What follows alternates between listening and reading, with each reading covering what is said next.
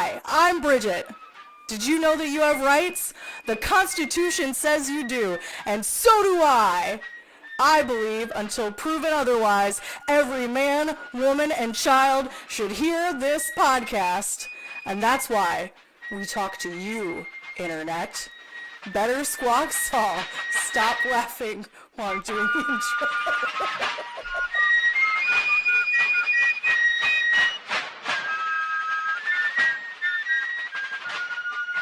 Hey guys, we are here today to cover the 9th episode of the 6th season of Better Call Saul. I am here with Rachel Burt at CosmoBomb09 on all the socials. Bridget, Punky Brewster, she's at Ain't My First Radio on Instagram, and Ex-Prophecy Girl on Twitter. And as always, lurking in the shadows is Dave Cameo. Sorry. It's been a whole 24 hours since we talked about this episode. Since then, I've watched it like 3 times. So, and I listened to part of the Insider podcast. I didn't get all the way through it. It was mostly just about camera angles and stuff like that, how they set up cameras and how they did shots, which is interesting. I finally noticed that this episode too, especially with Miguel Ignacio Varga. Miguel Varga. Like the opening shot of him shows it's so cool. It shows the front of a car windshield. And so you'd think he'd be upside down, but he's actually both upside down and right side up, which is kind of cool in the reflection, like in that opening. So it kind of shows how balanced he is. The swatches on the wall are like shades of a dark color. They're different colors. But it's little shades. It's like shades of gray. He's living in a gray area as opposed to everybody else. I don't know. Anyway. Yeah. I mean, color palettes are very important in this show. Like, there is a lot of meaning and a lot of thought goes into the color choices. So, I mean, that is very valid. So the opener, it reminded me a lot of the Something Stupid opener, where they had the split screen and it showed Jimmy and Kim gradually growing apart as they did the year time jump. That was in season 4. It was season 4, episode 7. And then they did it again in Bad Choice Road in 509. They did the same, this split screen with the same song, and it was Jimmy in the desert and Kim at the apartment waiting for him. And this felt very similar to that. They didn't use a split screen, but I've kind of read that as they're now completely apart. They were each going about their own day. They weren't together in any way. And the criminal element was in there as well, with Mike and everybody cleaning up. The song is called Perfect Day. It's a song by Harry Neeson, but this was a cover by a couple called Dressage and Slow Shiver. They actually went to these musicians and asked them to do this cover because they needed a much longer version. So again, that's another similarity to Something Stupid. For the song Something Stupid that opened, it was originally a Frank Sinatra and Nancy Sinatra song, but they had Lola Marsh do their version of it because they needed a much longer version to cover the opener. What did you guys think about the opener? I liked it much better the second time I watched it, to be honest. So that song, I don't know what it was about the song, but it was very drawn out. I enjoyed it more the second time, but the first time I felt like like I wanted to fall asleep. I don't know, like it was comforting almost. Like I don't mean like in a boring way, but like it was just kind of like, oh. But I especially loved the transitions that they put in there too. You know what I mean? From going from this scene to that scene and like just beautiful. I mean, the coffee pouring into the cup, which transitions into the blood, into the bucket, and then mopping up the blood, which turns into Jimmy's lunch, and it just beautiful transitions. It was really nice to watch. My favorite was Kim going out the door at the courthouse and coming in the door at the apartment. Yeah, the foyer. The shot of her going out was almost an exact same shot of her in 304. She and Jimmy are going out of the courthouse together, and it's the same shot with them framed in that kind of blue light with them. Yeah, it was, that was my favorite, going from the courthouse into the apartment. Like she's alone. But yeah, that was fantastic. They talked about that a little bit in the Insider podcast about how the choices they made doing that, and how they had storyboarded every single bit of that out, even the transitions and everything. It was pretty interesting. The pastels from the dresses match the pastel colors and the sticky notes. That I thought was the cutest one. Yeah. See, and there's even some that I missed, obviously. I'm kind of focused on blood, so. Oh, there's blood? Since you mentioned the sticky notes and the painting, that painting is still in Saul Goodman's house. Why do you think he kept that particular painting? Have you seen any of Kim's smaller paintings anywhere in Saul's house or office or anything like that? Because I know the you know what I'm talking about, the little ones that were like above the bed, I think, that Ray Seahorn did herself. The little bird ones? Yeah. Have you seen those anywhere in Saul Goodman's life? Okay. I wasn't looking for it. Ugh. So besides those paintings, I feel like this painting really represents Kim still being in his life. It's a way to remember Kim. Or that perfect day, like in the song. Ugh. Yeah? Not perfect Well, day. I think it's a good way for them to remember the, not to be like too cheesy, but the fun and games that they had. Because she said that was the best time of her life, was that portion.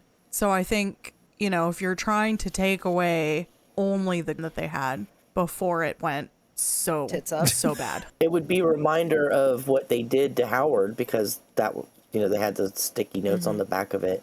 So maybe it's also a reminder of, I don't want to say restraint, because he doesn't have any restraint. Right, as that's what I was Saul, thinking when you were but saying that. Maybe it's a reminder that don't go too far. I could see that.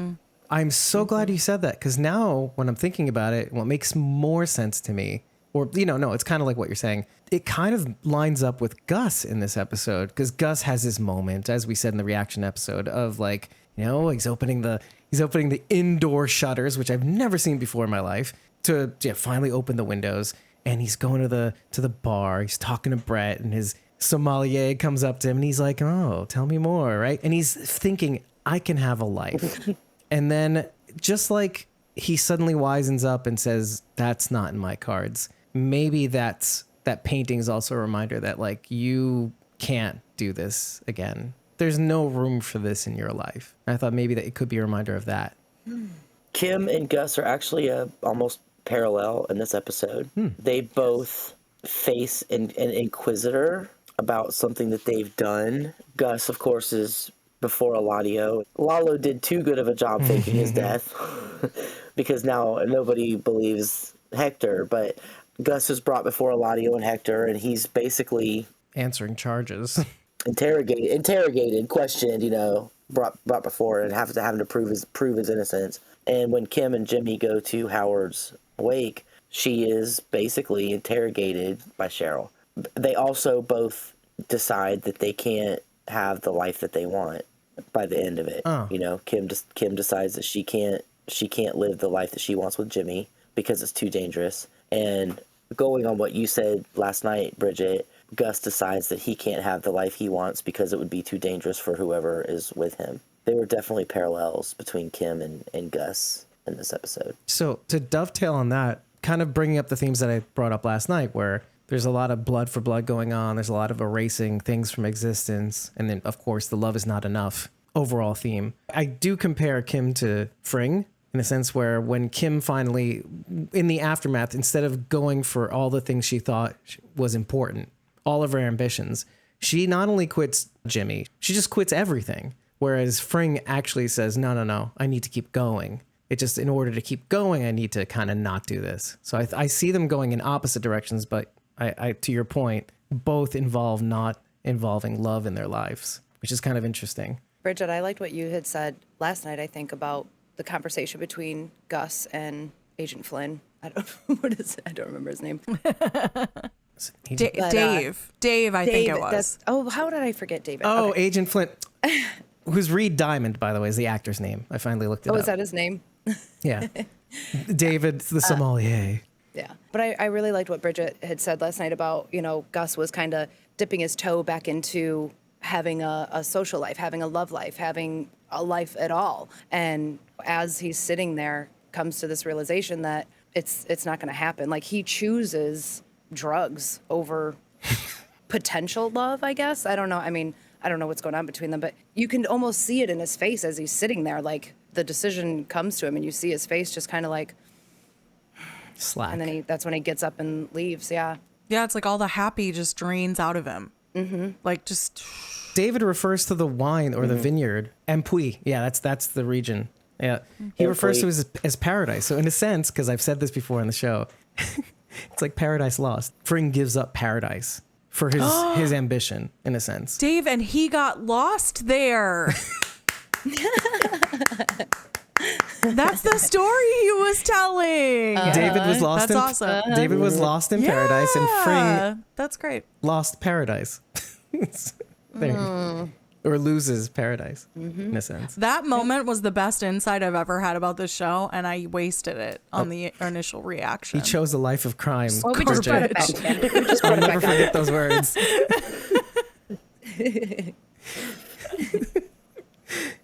McGruff. I could just see him. I could just see him picturing, this guy getting the same ending as his boyfriend did if he continues his lifestyle. There was an illusion of that at the pool at the end of the Inquisition that Eladio orchestrated. He looks down at the pool at the end, the seat of Fring's anger. Gus looking at the pool where Max died, and then we have Kim looking at the spot in the apartment where Howard died, and then we have Mike looking down into the fire where he's destroying all the evidence. So do you think, before we skip too far ahead, because in the opener we saw Mike shine in the UV light looking for bloodstains and everything, and we see that little, that little Star, some kind. thing. Do you think that's going to come back to anything? Like, I feel like there was a reason we saw that little bit of spot. It's not enough to say someone died there. I imagine he probably had one of his guys scrub Sand it it, up a little. yeah. Go scrub Okay. that part All up right. a little bit better. That was one of two. Yeah. That was one of 2 points in the episode where the camera hung for a second, and I was like, "What does that mean?" Because they did it there, and then they also do it when Kim and Jimmy put their glasses on the end of that at the banister. Yeah. Yeah, I wondered what the significance of that was, of them putting their glasses down right there. I saw that it was clear, so I assumed they were drinking water, and then I was like, "Is that telling of the mental place that they're at? Like, I have to drink water because I cannot slip up during this at all." I think everybody was drinking water because they had like a water tank that everybody was that Jimmy got their water out of, and I think that's what Rich was drinking. And I saw most people Cheryl. drinking coffee or drinks or something like that. I noticed a lot of coffee at the wake too, and there was coffee in the beginning as well, and it felt like they were the only ones drinking water, essentially. They should have been drinking chamomile tea.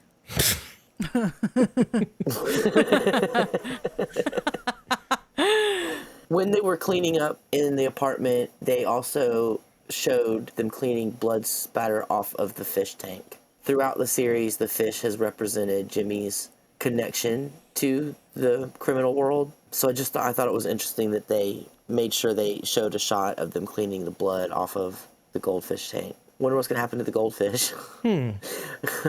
Everybody's worried about Kim. What's going to happen to the goldfish? Do they appear in maybe a bigger tank in Better Call Saul? In Breaking Bad? Because I'm just thinking. a big USA fish tank over in the side. Our pirates are American. After they had the guy peeing in the water feature, I'm not sure they would put another fish tank in there.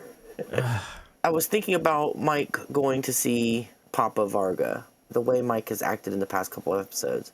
I think he's tired of the waste. Like, he sees Howard's death as a waste, and Nacho's death was a waste. He wanted to go to Manuel to let him know that Nacho's life wasn't wasted. He wasn't a bad person. He wasn't a waste. The way he focused on Howard and the way he focused on burning all the stuff. Also, Rachel, you and I talked about it, or we talked about it on the show last night. He's very sensitive about people disappearing without any closure. So he goes to Manuel to at least give him the closure that his son is dead. Because if you remember, the whole reason he kind of got entangled with the Salamancas and with Gus was when he hit the Salamanca ice cream truck and he left the driver alive. And a good Samaritan stopped to help the truck driver.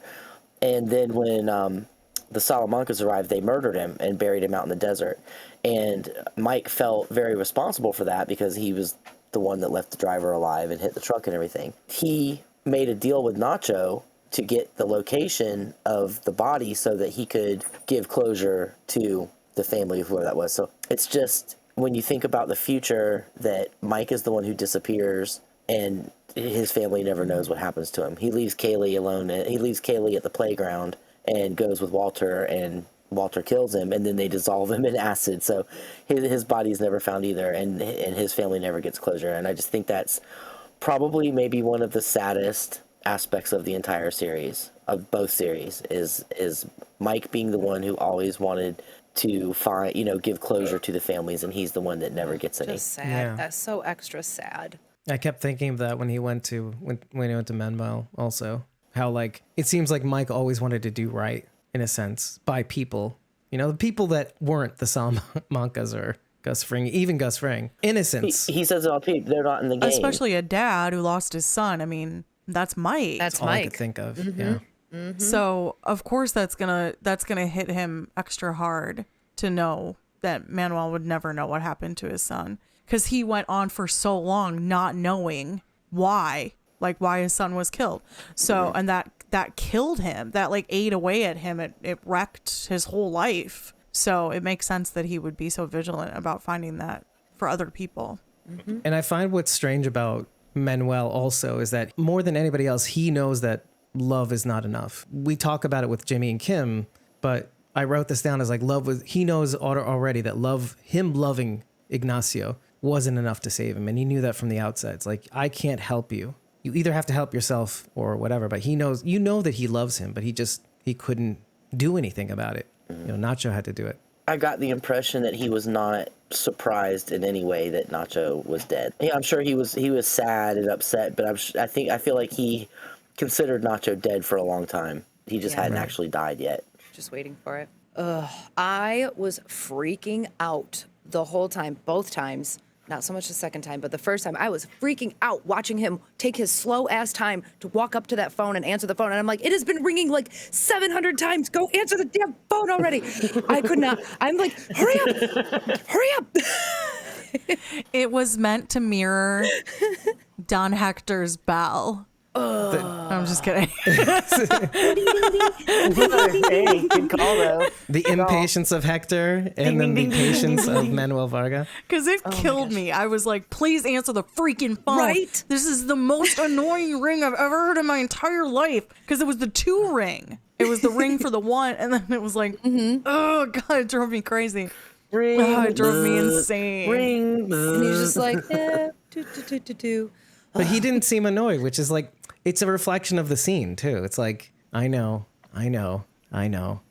You talk of justice, but I know. At the end, they have the discussion. Well, the discussion about justice and vengeance. What do you think the difference is? Why would Mike see it as justice and Manuel see it as revenge? This is where Rachel and I fight usually. Well, Just kidding. Oh, wow. well, I think Manuel would like to see these people arrested, right? And held accountable for their crimes and everything they've done. I think in Manuel's mind, justice means being arrested, being caught, and not able to do it anymore. And I think Mike knows better. He knows that even if they were to get arrested, somebody, whoever it is going to take the fault. Don Eladio, like he's the top of the tower here or whatever. No one's going to get to him. Anybody who gets arrested down below, they're just going to eat it and go serve their time. So, no. I mean, in this situation, the justices, Lalo. they need to all be killed. Well, so this is probably even a bigger conversation because from what we know from Breaking Bad, I mean, at the end of the day, kind of like what you're saying, Rachel, is that it doesn't matter who, let's say all of them die, there'll be a vacuum. Mm-hmm. Oh, absolutely. You know what I mean? Somebody else, there's always going to be somebody else to fill in that gap. Mm-hmm. And so I think Manuel is like, just like the Swatches, just like everything else, he knows that there'll never be justice. All it amounts to is if I stop right here, it'll stop with me. At least this part of all that cycle ends with me. This is where he walks away. He's like, there's no such in this world. Maybe even to go as far as to say that in this world, is there justice though? Really? All we can do is try to live as good as a life as we can. We say this a lot in the context of the Walking Dead universe too. You know, usually around All Out War and the end of All Out War, at some point somebody has to stop the killing. This is where I said Rachel and I fight sometimes. No, kill them all. No, kill them all before they kill you. Anyway, Kill them all. Attack first.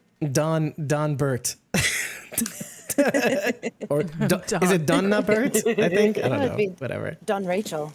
Yeah, Don Ray Ray. Yeah, it would be Don Rachel. It'd be Don Rachel. Don Cosmo Mom 09. That's too much. That's a mouthful. It's too much. Yeah. Nobody has time for that. Don Cosmo. Anyway. Oh, okay. I like that. Actually, she's a lady, so it would be Doña. Doña Ray Ray. Doña Rachel. Doña Ray Ray. Hey, yo, Ray Ray. I mean, Don Ray Ray, whatever. Bam, bam, you die, dude. When they go to HHM, Schweikert was saying that, they were downsizing. And it just made me realize that HHM is where Jimmy and Kim got their start. That's where they met. That's where they both studied to be lawyers. Yeah. Where they had their first kiss. By taking Howard down in the manner that they did, they also destroyed HHM. They basically destroyed where they started. Destroyed their beginning. Foundation. Yeah. Yeah.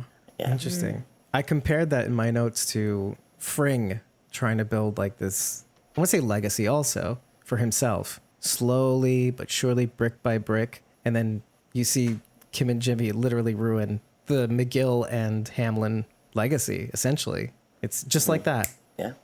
So I mean, when Kim says that everybody around them suffers, they make everybody around them suffer. I mean, they just destroyed an entire law firm. So all those people that worked for HHM, right? Everybody that put their heart and soul into HHM, yeah, they did. They made all those people suffer. They never took the time to think about the ripple effect of what they were doing. Even say if Howard hadn't been killed, HHM still maybe would have gone down if it got around that he was the, I guess, owner of HHM, was a cokehead, druggie.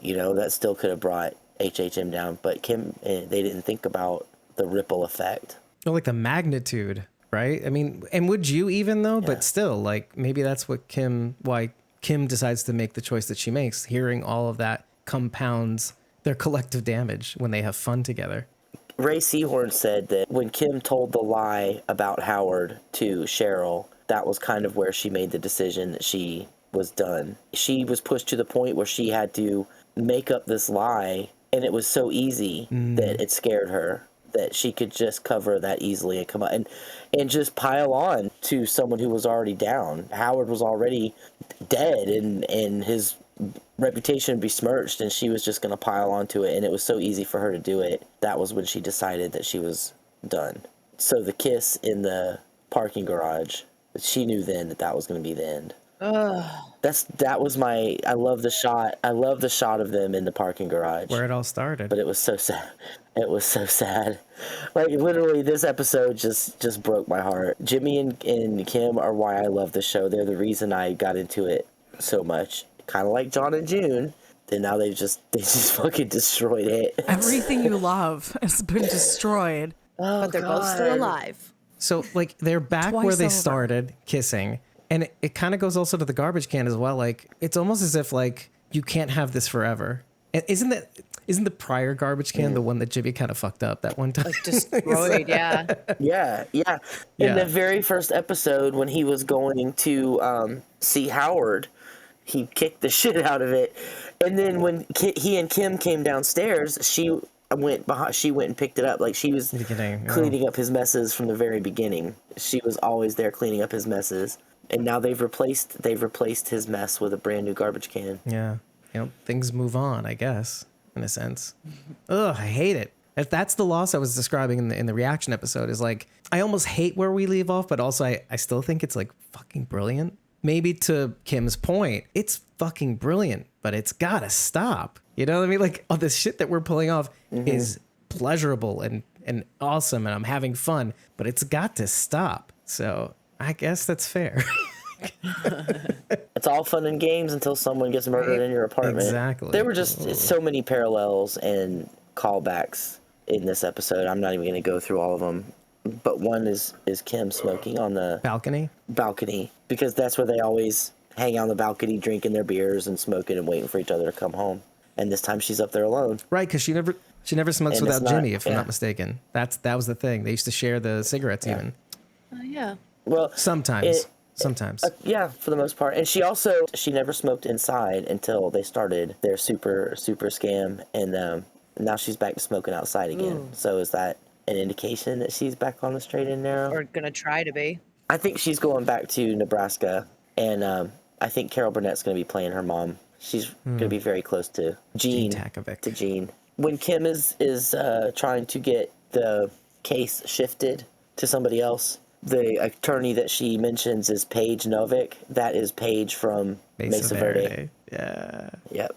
Which makes me wonder, so has Paige started taking on pro bono cases now? Did she like take a page from Kim and start her doing pro bono cases too? Because she was strictly a Mesa Verde lawyer, when we saw her in the previous season. So I'm just wondering, where did Kim inspire her to go out there and take pro bono cases? Well, Cliff Main was the one who was going to fund essentially Kim doing pro bono cases. That was what he wanted. And if Paige is connected to him in that way, like maybe he was like, well, Kim's not going to do it. Maybe he pushed her to try, or maybe she was interested in it after she found out about the project. Paige was inside counsel for Mesa Verde. She wasn't connected to Cliff. Or Sandpiper or any of that. Yeah. She wasn't involved in any of that. She was the one who got Kim the job with Mesa Verde. Oh, that's Paige. By the way, I read the factoid that they both went to law school together too. You're thinking of Violet. No. No? Hey. Oh. No, Because I was thinking of Violet. Oh my gosh. No, That's Viola. Viola, thank you. Blank on her name. The younger girl. Aaron. It's Aaron. Aaron. That's what I was Aaron thinking. Brill. Yeah. Yeah, Aaron. Yeah. Brill. That's what I was thinking. Yeah. Yeah. They're all like one person to us, aren't they? All the They other were literally lawyers. not. They couldn't be more different. They're so They're different. so different. And yet. I would see, but so okay, Whoops. so it's very interesting to see that she chose the lawyer whom she went to law school with, and the inside counsel for Mesa Verde. I would have thought that she would have picked Viola though, for some reason, but I don't know. It started bothering me the more we started recording. Viola is just her paralegal. Right. And I guess. I don't think She's not Kim a thinks litigator. very highly of her. I think she thinks she's kind of naive, would be the nicest way to say it. Okay, so she wouldn't be shark enough to defend these people, I guess. Okay, that's a great response. She's too nice. Just makes me wonder about Paige. But anyway, I thought that was an interesting little throw out there. Actually, so you said something about Cliff Main, and I know we're going to get off the topic of the wake, but when Jimmy and Kim were like answering Cheryl, I see Cliff staring at mostly Kim, but like the both of them. And here I am.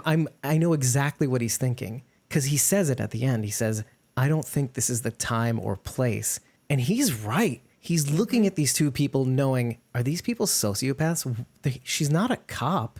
You're not defending yourself in front of, trying to not incriminate yourself in front of a cop. This is a grieving wife. And so like, I thought exactly how he was thinking. And he says the thing that they should have said. It's like, I don't think this is the time or place. They should have said that. And yet they went into this spiel, this kind of yarn even.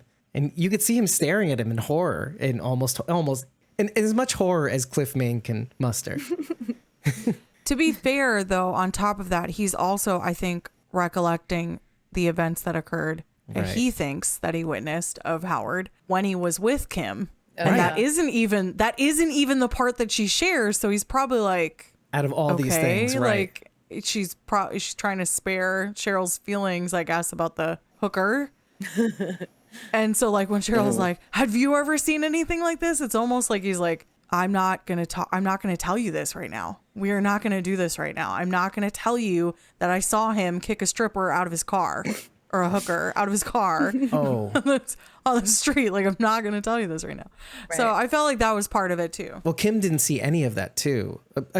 According to when they talked about it, Cliff was like, "Did you just see that?" And she goes, "No, my back was turned." And she positioned her chair specifically so she wouldn't see. She's like, it happened so fast. So he does have that third piece, and yet, but yeah, that's the thing. And yet maybe either he's taking a cue from Kim, and maybe even Kim sees this and she feels bad that she puts him into this position where he becomes this like third bit of evidence, and but seeing in that he absconds, he doesn't do it. Maybe Right. that's also like that one little straw piece on top that breaks the camel's back for Kim to leave Jimmy. Yeah, That's that what little bag of sociopaths cocaine do. fell out of his locker at the country club too. So Cliff's got a couple of examples. Yeah, of, quite a of few. this.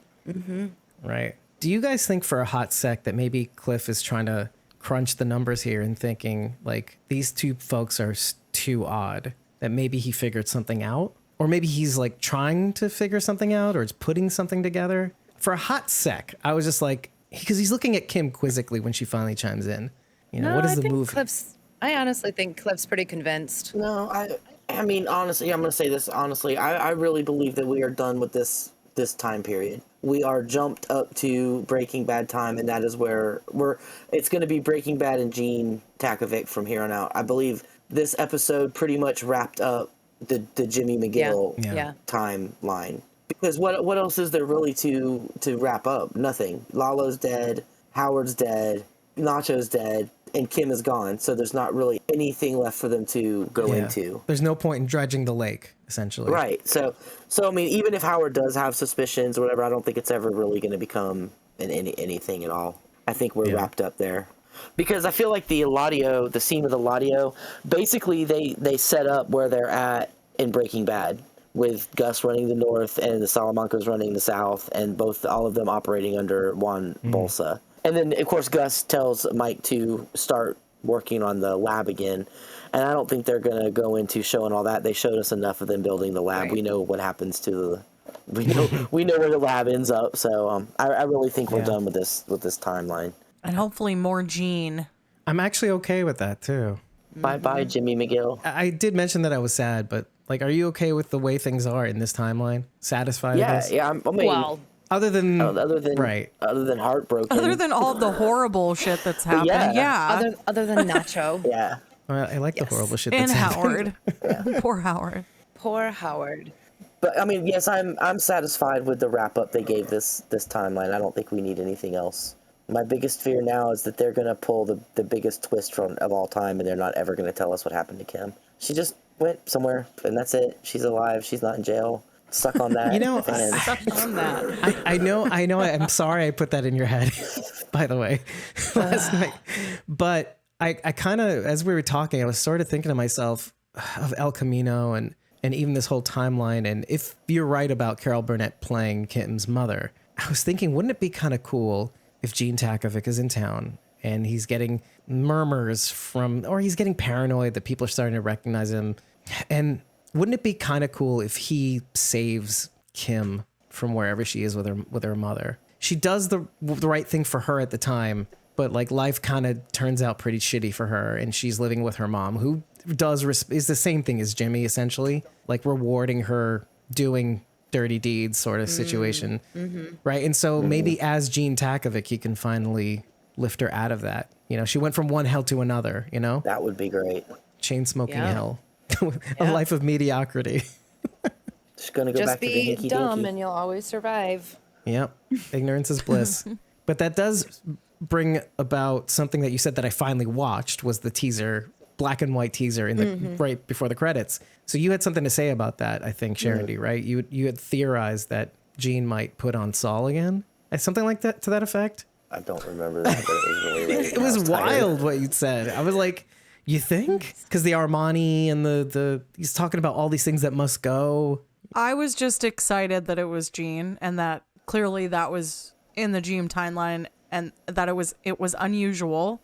But the department store looked closed Right. to me, and so I was wondering if it was just like he was just in the mall. But yeah, why are you in the department store after hours after it's closed? So what's going on there? So there is a theory that Kim hired Jeff, the taxi driver, to find Saul. I think that would be really, really fun. Because, well, I mean, maybe she is. Maybe she went to Omaha and passed the bar. Just because she resigned in New Mexico doesn't mean she can't go past the bar in another state and Or maybe and practice there. Oh man, or maybe she could have passed state's evidence too, or something like that. Like we'll get you Saul, the illustrious Saul Goodman, for the death of Howard Hamlin in exchange for my immunity or something like that too. Oh, sorry. You just made me think of so many damn fucking things. We don't theorize only 4 too more much episodes because to we're go. always all wrong, except for Sharon D. That's fun, but Sharon D always got people one panic. right. No. I got one right. Take the win. And this better not be the last time we see Kim Wexler. This better not be her last episode. There had better be some kind of closure there, is all I'm saying. My hope is that Kim is going to swoop in and they're going to be reunited. And Well, I want them to have a happily ever after. right? We deserve that, showrunners. Please. I don't know. Lightning can't strike twice. You can't get like an El Camino situation again. Maybe, but I don't have high hopes in this universe, Well, like Breaking Bad was so sad, and all we've had is death so far this season. Like, just lift us back up. One thing they've made clear is that like you're not going to see the end coming. So I kind of have hope for that. Yeah. Not that everything is going to be everybody's going to get what they deserve. Though. What if Kim was on the plane that crashed in the sky in Breaking Bad? What if you find out that Kim is with Jesse now? You know what? I would die. so into that. They're both together in I'm Alaska. sorry. I would die. I think I'm into it. No, it's gonna be revealed. It's gonna be revealed that Nacho's really alive and they escaped to Manitoba together. That's no. Kim and Nacho hanging out in I'm Manitoba. too stuck on Jesse Pinkman and Kim Wexler right now. I'm sorry. Nacho, he did. No, you just put a Band-Aid. He could be. He Slap could still a be Band-Aid on alive. that shit. Yeah, in Slap hell. a bunch of Band-Aids. A whole bunch of Band-Aids. Walk it off. Nacho Just and walk it Howard, off. Nacho, Howard, and Lalo are partying right now. It's like, past the past. They're kicking it in Guatemala. Just out, they were in Belize. They're in fucking Can I have Belize. a crack, please? Did you see the pictures of them together, of Tony Dalton and Patrick Fabian out hiking and stuff together? They're like together forever. Oh my gosh. It's beautiful. I love it. That is hilarious. They got sent to Belize together.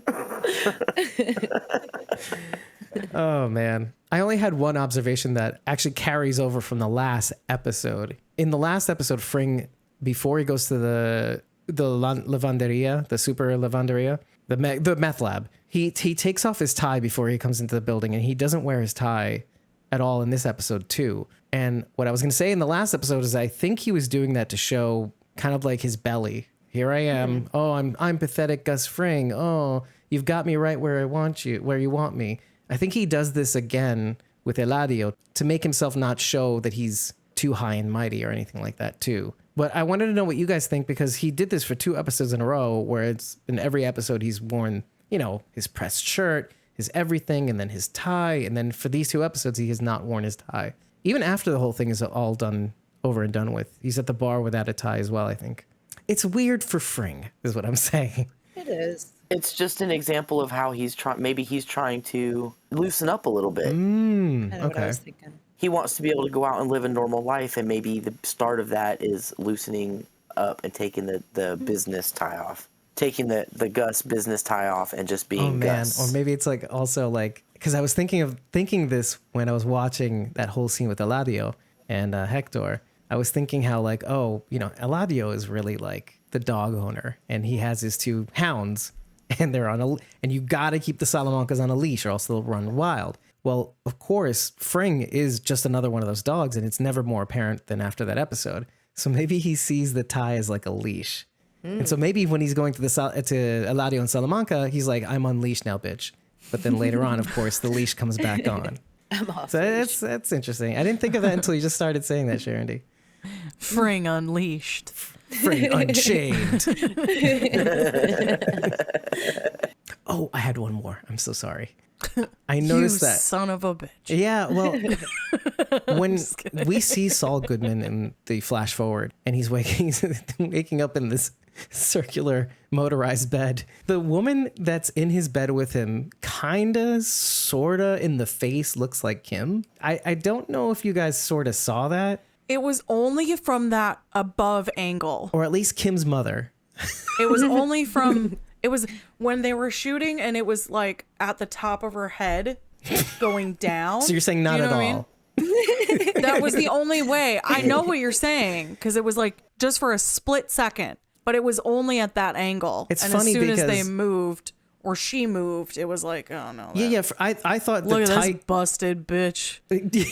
I thought from the tight angle as she was waking up and you saw her directly in the face. Because what's funny about what you're saying is in every other shot that she's in, well, Breakfast Bar is that way. She's at the edge of the wide angle, so she looks all warped.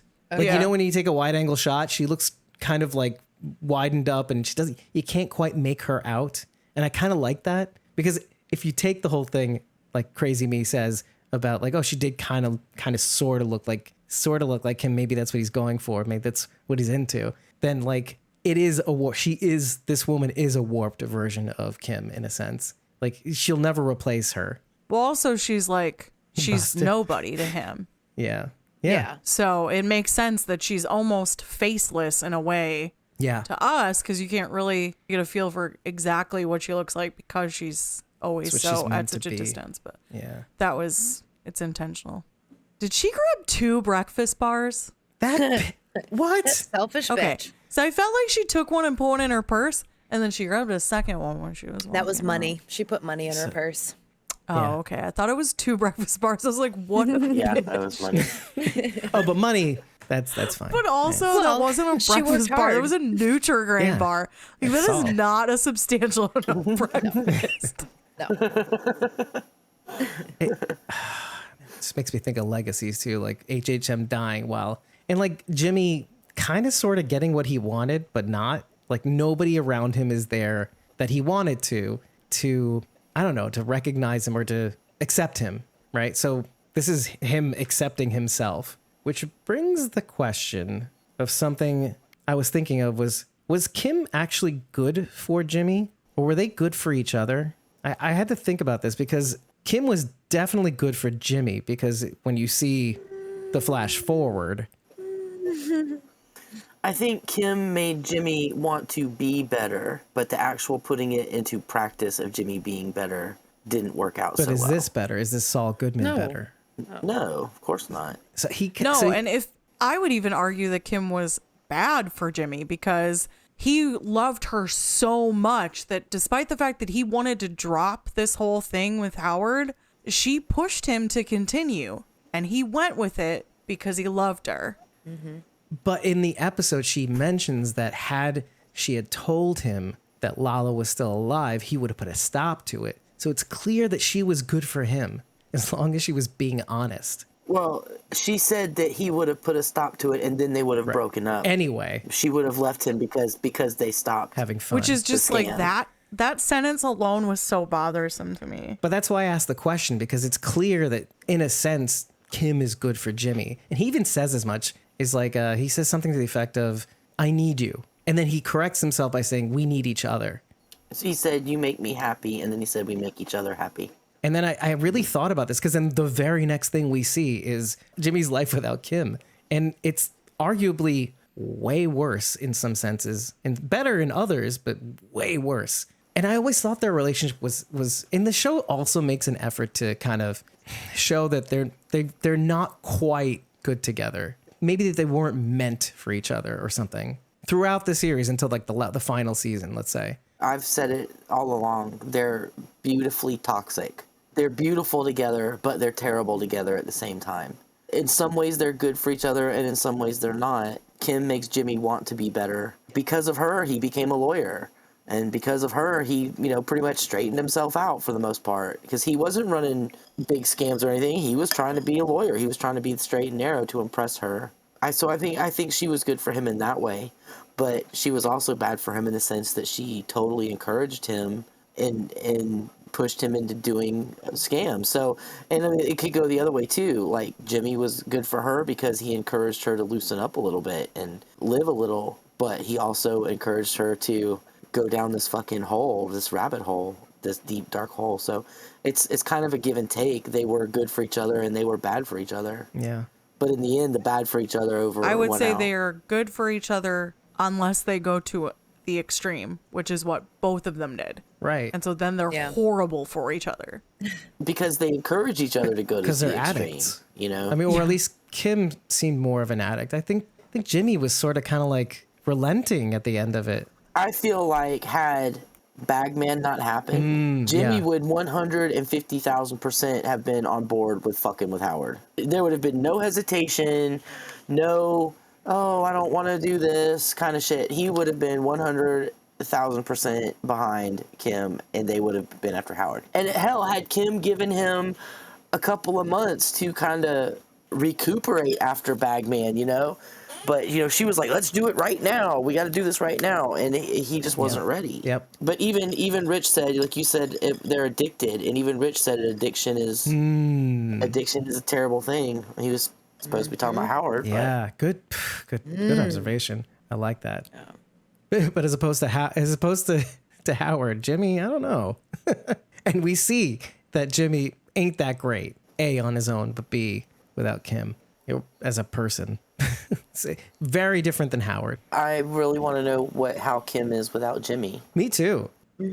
Now, because I feel like had Kim and Jimmy never met and Kim had just gone on being Kim, she would have been fine. But I feel like the introduction of Jimmy into her life has totally skewed everything. So what is she doing now?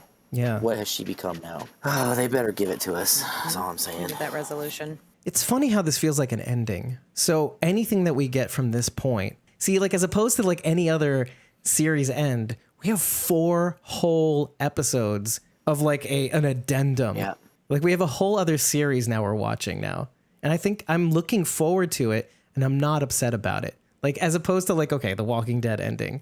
Like, oh, we have only 8 episodes left to tell a whole story. And I'm like, I don't feel that way in Better Call Saul, which I like. The reaction episode, I was upset. I was like, oh, there's a loss. I feel like we lost something. Now I feel like we're getting something in a sense. We get 4 whole episodes to tell that, like post aftermath. And I kind of like it. I'm feeling good about it. Mm-hmm. We get to really wrap up Breaking Bad. Totally. I'm kind of excited. Wrap up the whole story. I'm excited and sad because, you know, I love it and I don't want it to end, but I'm excited for the ending at the same time. Maybe more. That's what I'm saying, right? Get excited, people. This is like I feel like we're getting more than we deserve. In a sense, like, but we're getting more than we bargained for in a sense from the series. I like it. We're finally getting back to Gene too. After, I don't know, when was the last time we saw Gene? At the Season beginning 5. Season of 6. Season 5. Oh, wow. Yep. When the last thing was he said, I'm going to take care of it myself. And then he hung up on The vacuum guy. the vacuum cleaner guy. I mean, everybody was saying Kim was going to get disappeared. So I guess that's not the case with the vacuum Interesting. guy. I guess if that's it. If you like what you heard, head over to ratethispodcast.com/squawkingdead. 5 stars and an eggplant is all we need to know that you love us. But if you want to tell us what you like, tell us what you didn't like, just make sure to tell us after every episode. And if you really like what we're doing and you want to be a part of these episodes with your insights, know when we record, know when we drop our unedited episode recordings, and a whole lot more, all you got to do is create a free account on ko-fi.com and follow us at ko-fi.com/squawkingdead. You don't have to buy us a coffee for 30 days of supportive ad content, and you don't have to join a membership tier for as little as $1.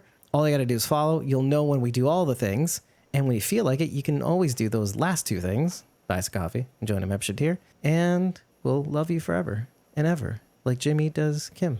Thank you for joining us. I've been here tonight with CosmoMom09, Rachel Burt, Bridget at Ain't My First Radio on Instagram, and Ex-Prophecy Girl on Twitter, and of course Dave, our voice from the void. Thank you, ladies. I meant to say this earlier, and I know it's stupid to say it now, but when she said, but so what, that's probably the most heartbreaking line I've ever heard in a show. So thanks a lot. So love Kim. you guys, but So what? So what? Yeah. So what? So genius. But so what? So genius. Yeah. Fucking love that line. I got the outro music. Okay. Da-da-da-da-da. I started to laugh too hard. I started to laugh too hard. We never really said goodbye. By the way, we just It's in mono. Bye. Bye, It's guys. in It's in mono, mono. like the Beatles. Oh, don't worry. I sound like I'm talking into a can This under- episode will be in stereo. under a blanket. I'm down a well, Down a speaking well. through a tin can underneath a blanket. Underneath a blanket. All right, let's say Who goodbye, wants everybody. a lawyer they Oh, can't hear? Bye. Bye, Bye. everybody. We love you, but so what? So what? But so what? Put that in your rating and smoke it.